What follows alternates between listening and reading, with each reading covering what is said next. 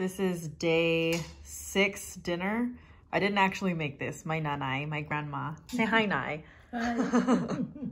She made this for dinner. It's basically all veggies, and then she also put shrimp in it, but I'm not gonna have, I'm trying to avoid some of the shrimps, but it's a lot of vegetables: eggplant, green beans, bitter melon, squash. It's a Filipino dish, and it's one of my favorites.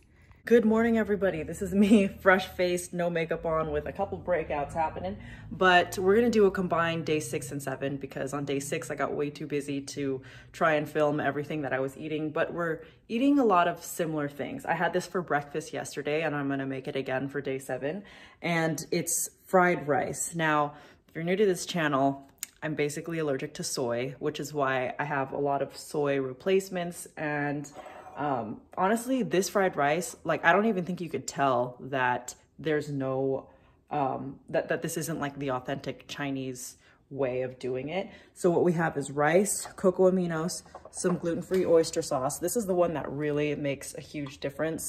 And then we also have a green onion, some corn, and some green peas, and of course our egg. And then what we're gonna season it with is just black pepper and white pepper. I don't use salt anymore because the cocoa aminos and the oyster sauce is pretty salty on its own. So let's get cooking this. Also, while our pan is heating up, I wanna show you, I finally got a spice rack, or a spice organizer. So I installed this yesterday and it has all of the many spices that I use, as well as the bigger ones that can't quite fit in there.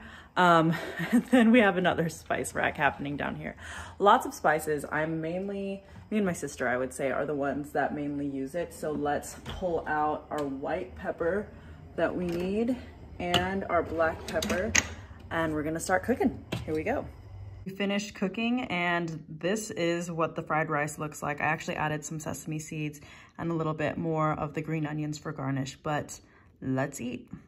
I love this meal. It's super easy to make, and every time I make it, my parents are like, ooh, can I have some? I'm like, absolutely, you can have some. It's super hot right now, but let's just try it. Also, I've had it with sriracha before if I want a little bit more of an extra kick, but on its own, it's really great too.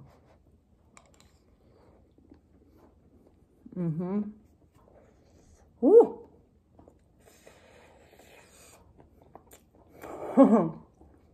It's good. It's hot, but that's breakfast. Since we're doing a combined day 6 and 7, on day 6, which was yesterday, I had was it a cream cheese bagel? Just a cream cheese bagel. Yeah, I just had cream cheese bagel. That's probably the one meal that this whole challenge, I didn't try at all. I was too busy doing other things, and I was like, whatever is in the refrigerator that I can eat, I'm just gonna have that.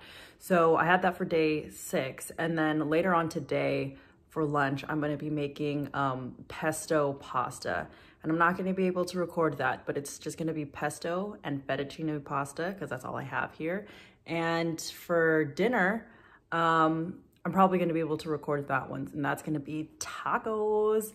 So let's get started with day 7, and then we'll do a whole recap at the end. This was my day 7, my final dinner for the vegetarian challenge.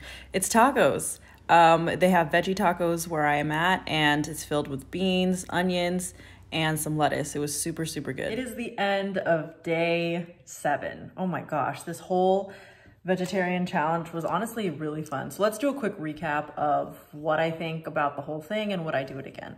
So I think overall, like, everyone should at least try doing the vegetarian challenge. I don't mean be a vegetarian for the rest of your life, but what I think is important is, like, you're evaluating different ways to get protein from other sources outside of meat. And also the one takeaway that I had from this is, like, there's a lot of options, a lot of vegetarian options that are, like, fill me up for, 3 hours, like a usual meal does for me. That I can start eating, like, every single day. So yeah, my main takeaway is make a little bit more vegetarian meals. And the other question is, am I going to continue being a vegetarian? Even though I know I messed up on day 4, but the answer to that is, as of right now, no. However, I would say, like, before I was eating like 5% vegetarian and 95% meat, right, for my meals. But I honestly think that number is going to change dramatically now. I feel like it's going to be 60% vegetarian, 40% meat. And it might be a slow build, right? One of the other reasons why I say that, you know, I'm not going to continue, at least at this stage of my life, is it's also just hard for me to find, I guess it's like breaking old habit. It's gonna take a little bit longer for me to do that. So I'm being patient with myself if being a vegetarian is something that I'm gonna continue with in the future. But let's talk about noticeable differences. So one of the main noticeable differences was the energy levels I had after eating these foods. And the energy levels were absolutely amazing, except for the ones where I had a lot of like sour cream. And that has to do with just the heaviness of certain animal products like milk or creams or certain cheeses that would still make me feel like really heavy and lethargic afterwards. But I mean, I loved it. When I saw all the assortments of colors on my plate, it wasn't new to me, but doing it more consistently was really pleasing, not only to the eyes, but like for my whole body. So yeah, I mean, I would recommend this to everyone. I think my sister actually did it with me. We did a whole 7-day challenge together. She was actually doing pescatarian. So that's another route that I might try in the future, is like, because I haven't been craving meat. I haven't been craving like beef since I started this whole journey, this whole 7-day journey. The only thing at most that maybe I would consider a craving is like al pastor tacos, which I think is pork.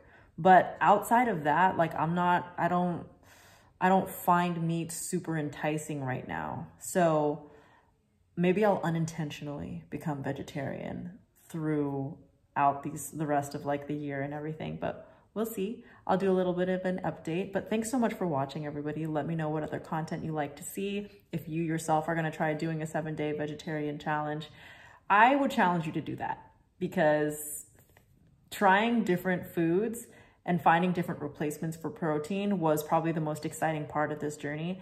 And now I know, you know, how to make falafel.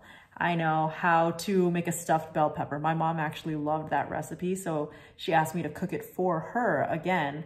And so knowing that my parents, because my dad liked it too, knowing that they are loving certain vegetarian meals, I know that I'm gonna keep on making this, because in the long run, it's gonna be healthier for them as well. But thanks so much for watching, everybody, and I will see you all in the next video. Bye.